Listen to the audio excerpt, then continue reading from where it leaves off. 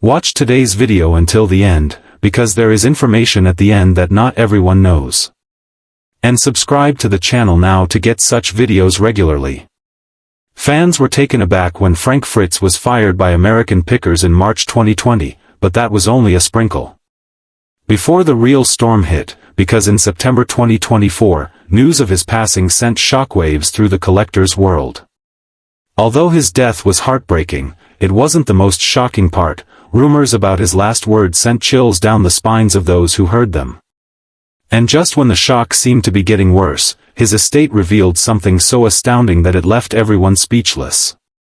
But before we get into the discoveries that left everyone reeling, let's take a moment to remember one of the world's most ardent collectors, Frank Fritz, who was born in Davenport, Iowa, on October 11, 1963, with a natural curiosity that made him stand out.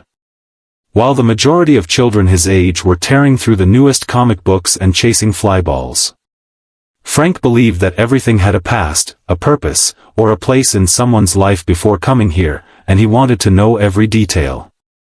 As his passion grew, he went from pocket-sized treasures to rusty beer cans, abandoned stamps, razor blades that had long outlived their usefulness, and anything else that seemed to have a story.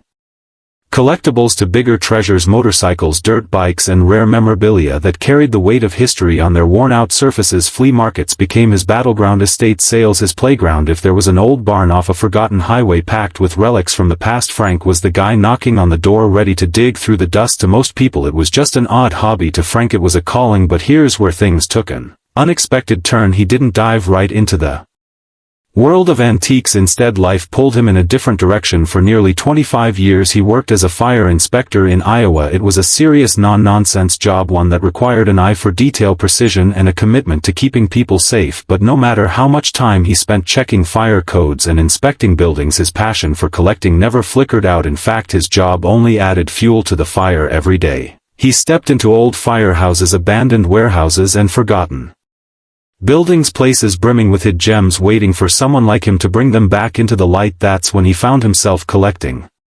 firehouse memorabilia, helmets with soot-stained leather, vintage fire alarms that once rang through the chaos, extinguishers that had seen their fair share of action. Frank hunted them all down. It wasn't long before he realized he was on to something bigger than just a personal collection. These relics weren't just fascinating, they had real value. So he started buying and selling, slowly turning his passion into a side business. Soon enough, the idea of turning his passion into a career started creeping in. At this point he had spent years working a steady job, but deep down he knew where his heart was. Walking away from a stable job wasn't easy, but the pull of his true passion was stronger, so he took the leap. He opened Frank's Finds, a small antique shop specializing in fireman's gear and rare collectibles. At first it was just a modest step towards something new. However, what he didn't know was that that little store was the foundation of a career that would soon catapult him into a world of treasure hunting, adventure, and eventually the kind of fame he never saw coming. Before American Pickers made Frank Fritz a familiar face, he was just a guy with an eye for hidden treasures and a love for the thrill of the hunt. But Frank wasn't alone in this passion. Another Iowa native, they weren't best friends at first, but Mike Wolf's obsession with picking brought them together over time. Mike had the big vision that picking was more than just a pastime, it was a way of life that could grow into something significant, and Frank was content with his shop, Frank's Finds. While Mike was shooting his treasure hunting adventures, he pitched a TV show to anyone who would listen. It took some persuasion, but Frank finally agreed to join what began as two men traveling in quest of lost artifacts and evolved into a reality TV juggernaut when American Pickers premiered on the History Channel in 2010. It struck gold. Over 3.1 million people tuned in for the first episode, making it one of the network's most successful debuts. But the show's magic wasn't just in the antiques, it was in the chemistry between Mike and Frank. Their excitement wasn't scripted and their friendship was as real as it got. They had already spent years building relationships in the antique world, earning respect for their fair deals and deep knowledge. Now with cameras rolling, they were taking audiences along for the ride. Mike had the business instincts, always looking for the next big ticket item. Frank, on the other hand, was the heart of the operation. He had a way of making people feel at ease, turning tense negotiations into friendly conversations. He wasn't just about the money, he genuinely cared about the stories behind the items. They found that authenticity made him a fan favorite, whether he was geeking out over a vintage motorcycle or sharing a with a seller. Viewers saw someone who loved what he did for over a decade. American Week after week, Pickers was a must-see. Danielle Colby held down the fort at Antique while Frank and Mike went the road searching for hidden treasures in barns, garages, and junkyards. The three of them had a relationship that worked. They were friends pursuing their passion together rather than just business partners. However, no road trip lasts forever, and for Frank, the voyage. The once seemingly unending journey took an unexpected turn, and the first indications that something wasn't right with American Pickers didn't raise any red flags right away. Given the unpredictability of the world at the time, most viewers assumed that Frank Fritz would return soon after his last appearance in March 2020. However, what they didn't know was that behind the scenes, Frank was dealing with a number of struggles that would ultimately change everything.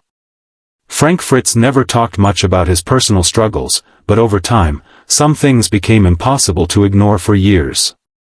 Fans noticed his weight fluctuating, and some assumed it was just a natural part of growing older.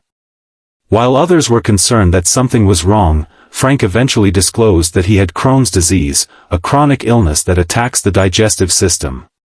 At first, Frank tried to manage it by following a strict diet, which helped him lose 65 pounds, but Crohn's is something you have to fight through every day. The pain, exhaustion, and uncertainty were constant, but he never let them stop him from doing what he loved. However, health issues weren't the only thing weighing on him. Fame changes things, and for Frank it wasn't always for the better. When American Pickers took off, life got a lot more complicated. Suddenly he wasn't just a guy hunting for antiques, he was a reality TV star. Everywhere he went people recognized him, expected him to be the same fun, quick-witted guy they saw on TV. What they didn't see was the pressure that came with it. Frank admitted that being in the spotlight made him anxious, and over time it took a toll, but it was in 2020 that everything really fell apart. Frank's health got so bad that he had to undergo major back surgery, and unfortunately it wasn't a minor procedure. We're talking about 185 stitches, 2 rods in his spine, and a recovery process that would take months. On top of that, he was battling personal demons including addiction. Initially his absence seemed like a temporary break, time to heal and get back on his feet, but as American Pickers moved into its 21st season without him, fans started asking questions. Then in July 2021 Frank's return was officially announced by Mike Wolfe. Surprisingly, Frank didn't believe Mike's declaration that he would miss him and wish him the best. In an interview, he labeled Mike's words hollow and dropped a bombshell that shocked viewers throughout his entire recuperation. Mike had never given him a call to see how he was doing. Fans were shocked that two guys who had spent years traveling, laughing, and creating a successful show together could just fall apart like that. The internet erupted with debates, with some accusing Mike of turning his back on Frank. Frank made it clear that their relationship had never been as close as people thought. On screen, they had chemistry, but off-screen things were different. While some claimed that Frank's personal issues were the true cause of his departure, Mike countered that everyone on the show cared about Frank, but also implied that getting him back on track had been difficult. The truth, as always, was more nuanced than any one side of the story. A friend of both men later disclosed that years of working together, long days, high-pressure filming schedules, and the stress of maintaining a successful show had worn them down. Add in Frank's health issues and personal struggles, and the cracks in there. The friend explained that it became impossible to ignore their friendship and that both men just wanted some space. When you consider it, this wasn't about a single moment of treachery or a spectacular fallout. Rather, it was about two lifelong co-workers who, after years of working side by side, had grown apart from the daily grind that had consumed them for more than 10 years.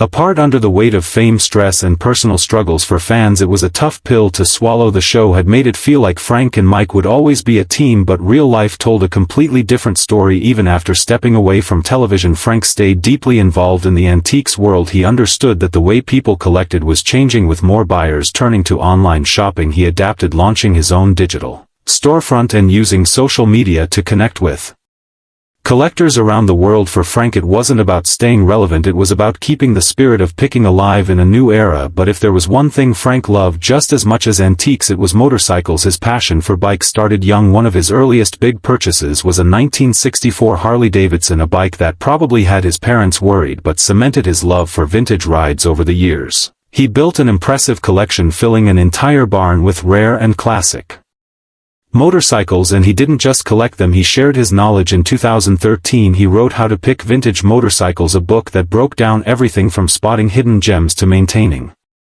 He also included a section on old toy motorcycles and classic bikes, demonstrating that his passion for collecting wasn't only about the large items but also about the craftsmanship, nuances, and backstories of each piece. Beyond his personal holdings, Frank made it a point to support the antiques community by collaborating with other professionals to organize live events and displays at antique fairs.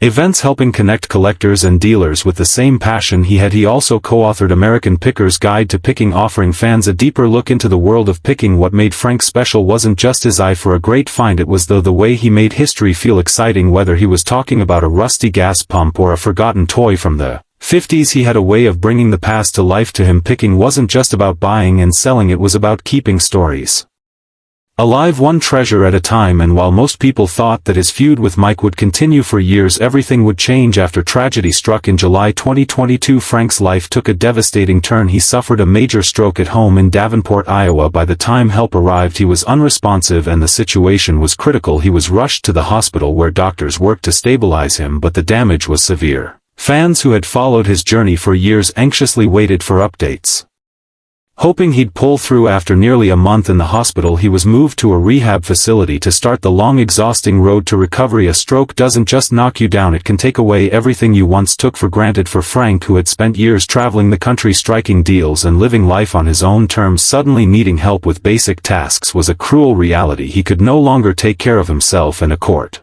had to step in, appointing a guardian to handle his daily needs and a bank to oversee his finances. The independence he'd always valued was suddenly out of reach, and then there was the cost. His medical care reportedly racked up $29,000 a month, a number that made it painfully clear just how much he had lost. But if there was one unexpected outcome, it was how the stroke changed things between him and Mike. In May 2023, something happened that no one saw coming. Frank asked to see Mike after years of distance, bitterness, and unspoken words. The two finally sat down face to face. A friend who was there later shared that it was emotional. Both men were in tears. Mike told Frank something that hit deep: no one could ever replace him. For the first time in years, it wasn't about the show, the business, or who was right or wrong. It was about the friendship they had built long before American Pickers was even an idea. Just two guys who loved the thrill of the hunt, traveling back roads, finding forgotten treasures, and sharing a dream. After everything, that bond was still there, maybe buried under years of resentment, but never truly broken. By September 2024, Frank's health had reached a breaking point. After years of battling illness, his body was too weak to fight anymore. The people closest to him knew the end was near, and when the call came, Mike didn't hesitate. He rushed to Frank's side, joining Frank's mother and a close family friend. The room was quiet, heavy with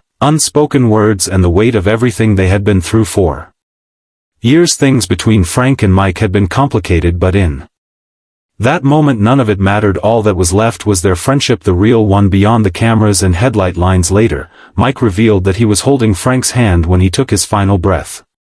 He whispered to him that he loved him, that he forgave him, and that everything was fine. Then, as if Frank had vanished before he passed away, Frank's final words hung in the air, unsettling but meaningful: the past is never truly gone, it's always with us, hiding in the shadows. Coming from a man who had spent his life unearthing forgotten treasures, those words felt almost poetic. His loved ones still think about them, wondering what was on his mind in those final moments. According to his death certificate, Frank's passing was a result of complications from his stroke. On top of that, he had been battling aortic stenosis, a condition that made even the simplest tasks, walking, breathing, standing, exhausting. His body had been through so much, fighting every step of the way, but in the end it just couldn't hold on any longer. But while his passing marked the end of an era, what was found in his estate afterward was so shocking that even those closest to him could hardly believe it. You see, Frank's love for motorcycles was no secret, but what few realized was just how extensive his collection had become. After his passing, when the doors to his private garage were finally opened, what was inside shocked even those who knew him best. Row after row of vintage motorcycles filled the space, some carefully restored and gleaming under the lights, others covered in dust, waiting for their moment to shine again. There were rare Indian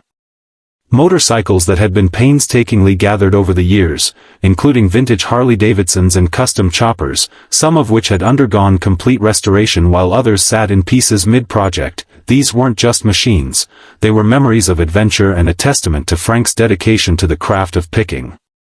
He had traveled the nation to find them, spent years restoring them, and held onto them like priceless relics of a bygone era. However, sources claim that an auction is already in the works, one in which every bike, vintage sign, and meticulously preserved piece of history will go under the hammer. The part no one saw coming, though, is that the proceeds will be donated to charity rather than going into a private estate or business fund, turning Frank's lifelong passion into one last act of generosity.